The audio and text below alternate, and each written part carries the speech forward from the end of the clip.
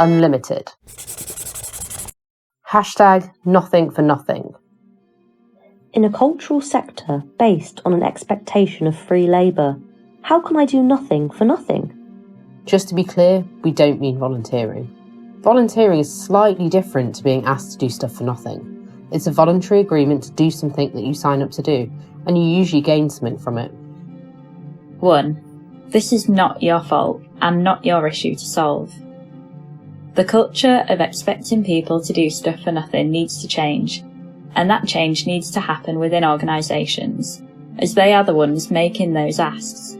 Like all change, this might take time, so here are 10 top tips to help. 2. Understand why you are doing it. We asked why people agree to do stuff for free. 57% wanted to make a link with a venue, person, organisation, etc. 37% felt they should. 36% couldn't get involved if they didn't. Why do you? Do you just hate to say no? Is it part of a strategic plan you have? Knowing why can help you work out what to ask for in exchange, or decide if 30 minutes or so of free work is worth your while. 3. Know your worth. How do you feel when you deliver some work without getting paid for your time? Do you think you're worth it? Do you feel guilty about asking for money? What's your response to asking for exchange if money isn't on the table? Charging people for your time, skills and expertise is not only legitimate, it's how the sector works. If you find yourself bending over backwards to continually please people and get no money or exchange to show for it, you can start to lose your self-respect and the respect of those you work for. You are worth something, and you have skills and experience, including lived experience, which is valuable. 4. Set your rates. What do you charge for what you do? Do you have rates for days or weeks, depending on what you do? Are they based on union-suggested rates? Do you have a sliding scale? And if so, know the criteria you can use for the points on the scale? Where do you share this knowledge? Is it on your website? Sent to prospective clients or partners? How regularly do you put your rates up? 5. Build in rest, access and other costs. When you set your rates, you include thinking time, rest time, travel time, time sorting your access, admin time on sorting your contract or completing paperwork. Do you add a small percentage on to all your work so you can build up a buffer to cover time off for illness, holidays, or dips in work coming through? 6. Set new terms for new projects. A new relationship, a new client, a new project. It's the perfect time to go in with a new expectation around how you value your time. Have the conversation early on about valuing their time as well as your own, and get as much as you can in writing, or record meetings if writing doesn't work for you, and maybe even let them know what your aftercare rate would be to tweak things they want to change once the work has been done. It's the best way to prove that you've been asked to do something new that wasn't in the original specification or conversation. If they say they'd love to work with you, but they just can't pay right now, then you have the choice to say you'd love to work with them too, when they can. 7. Then reset them for existing projects too. It can be much harder to have that conversation with people and organisations where you've done work for nothing in the past. Sometimes there is a real expectation that you'll just keep doing it for nothing. Our survey reported a fear of being seen as a problem or as difficult by asking for money, and the need to protect reputations to keep getting work. Try not to spring it on people at the last moment, but to pass your new rates information with plenty of notice, being clear when your new rates come into effect. Keep it friendly and factual.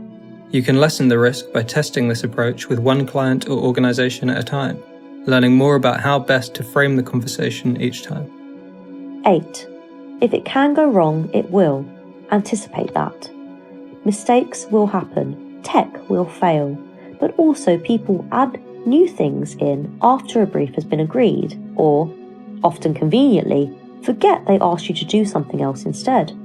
You'll need to build in capacity time that allows for some of this, and you'll need a way to log the time you work on a project so you have proof. It can be useful to log things in detail, so rather than noting down Zoom meeting, try Zoom meeting where we scope the design brief or something similar, and take notes or even recordings of meetings as a backup. 9. It can be about exchange. It's not always about cash. Some people work outside of a financial system due to choice or necessity. Think about what else you might want or need that isn't just money. Do you need space, materials, contacts, introductions, mentoring, critiques, invites to see other work? Think about your practice and your ambitions. What might help you more than cash?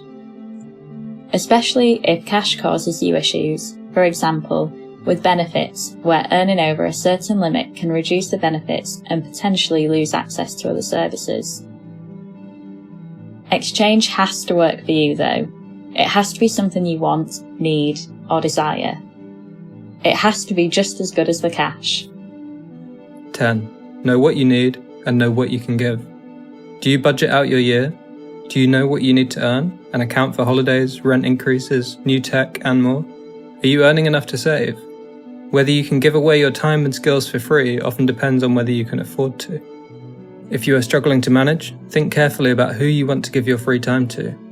If it's other people within your community who also have little, then you might want to say yes and set aside a certain number of days to work for free each month. If it's for big organisations who may have many salaried workers and big budgets, you might want to think again and nudge them towards the resources we've produced for organisations to examine and change their practices. Remember point 1, it's not your problem to solve.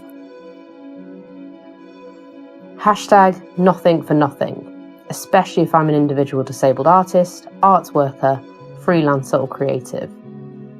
If you think this is useful, please share. www.weareunlimited.org.uk/nothing for nothing. Unlimited is supported by Paul Hamlin Foundation, Arts Council England, Arts Council of Wales, Creative Scotland, British Council.